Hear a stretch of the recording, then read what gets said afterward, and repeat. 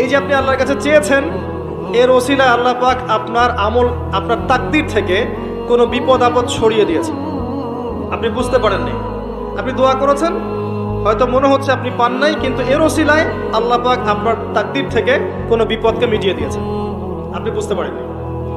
একটা হচ্ছে দুটার কোনোটাই হয়নি, পরকালে কিয়ামতের মাঠে আল্লাহ আপনাকে দিবেন জন্য জমা রেখেছেন।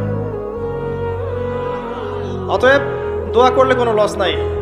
বেশি বেশি দোয়া করবেন, সেজদায় বেশি বেশি দোয়া করবেন, ফরজ সালাতের আগে পরে করবেন, নরমালি হাত তুলে দোয়া করবেন, নফল নামাজ পড়ে করবেন, দান সাদাকা করে করবেন, কোরআন তেলাওয়াত করে করবেন, দোয়া বাড়িয়ে দেন।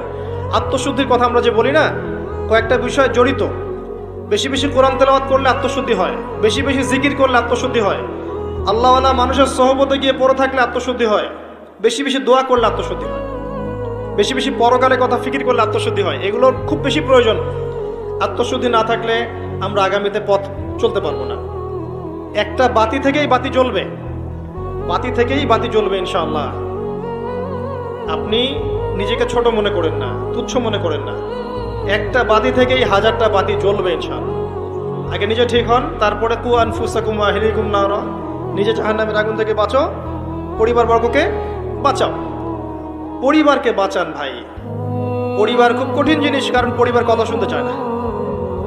হ্যাঁ, দেখবেন মানুষ কথা শুনবে, পরিবারের লোক কথা শোনে না, এমন হবে। ওইখানে আপনাকে সবর করতে হবে।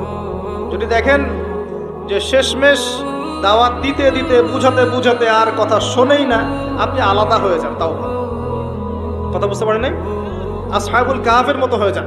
তারপরে আপোষ করেন না অন্যায়ের সাথে, কারণ এই ফিতনাগুলো আপনাকে আল্লাহর পথে চলতে দিবে না, বাধা দিবে।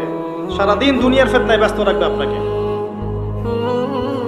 এর আগে সূরা আল ইমরানের 102 নম্বর আয়াত আছে, ইয়া আইয়ুহাল্লাযীনা আমানু ইত্তাকুল্লাহ, আল্লাহকে ভয় করো, হাক্কা তুকাতিহ, ভয় করার মতো ভয় করো, ওয়ালা তামুতুন্না ইল্লা ওয়া আনতুম মুসলিমুন, পরিপূর্ণ মুসলিম না হয়ে মৃত্যুবরণ করো না।